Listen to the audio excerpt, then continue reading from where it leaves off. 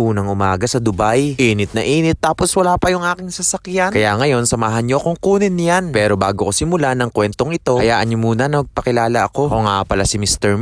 Isang hamak na gwapo, sa mata lang ng asawa ko. Ngayong araw nga ay pupuntahan ko ang aking pinakamamahal na si Misty. Kaya naman agad-agad ako naghanap at pumara ng taxi. Excited na talaga akong makita siya. Si Ba naman matagal-tagal na rin kaming hindi nagkasama. At kapag nakita ko ay talagang yayakapin ko na. Alam ko at sigurado akong miss niya na rin ako. Kaya naman my friend, tara na at bilisan mo. Pero ingat-ingat lang para safe. In English mo lang eh. At habang nasa biyahe ay nakipagkwentuhan muna ako kay my friend. Kumustahan ng buhay-buhay, kasiyahan at kung ano-ano pa. At hindi na nga nagtagal ay nakarating na kami. At totoong-totoo na makikita ko na si Misty. So kinakabahan lang si my friend kasi yung pinuntahan namin ay talagang out of nowhere. Teka, excited na ba kayo makita siya? Diyos ko, nakikita ko na. Meet Misty guys, ang aking pinakamamahal na sasakyan. O alam ko, nag-isip ang iba. Huwag kayo mag-alala, nag-iisa ang aking asawa. 3 weeks nga pala kaming hindi nakita ni Misty. Kaya naman bago ko pa andarin ay chinek ko muna siya. At mukha namang okay at walang problema. Pero ang napansin ko lang ay talagang napakadumi. Kaya naman agad ko siya nilinisan para bumalik ang kanyang kagandahan. Pero medyo tirik ang araw, masakit sa balat. Kung hindi lang kita mahal ay hahayaan ang nakabilad. Siyempre hindi kita hahayaan kasi partners tayo eh. Kaya naman huwag ka na magtatampo at talagang pag nasira ay masakit sa bulsa. Grabe, seryoso, talagang napakainit. Kaya kumpirmado nasa Dubai na ako kasi mataas ang temperature ng heat. Sige, ang rhyme ay pilit. Sabi ko naman sa'yo, yayakapin ka kapag nakita. Kaya naman, tara na, tayo ay magpunta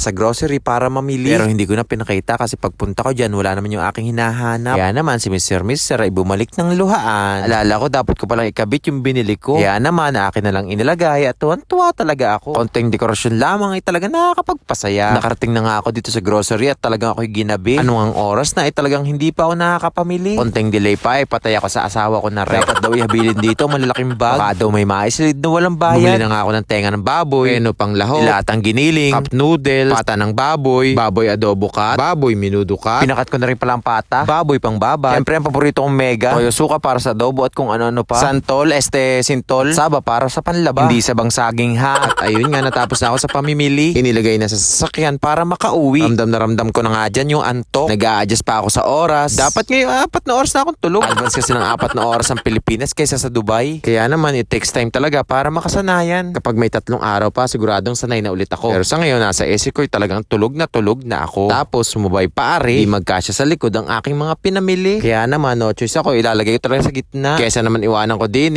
sayang ang pira. Kaya siya, dyan muna kayo. Talagang ako'y higang-higa na. Maraming salamat ulit sa pagsama. Muling magkita-kita sa susunod na kabanata. At baka ang page ay ma-follow pa ha. Paalam mga hold up. See you. Shoo!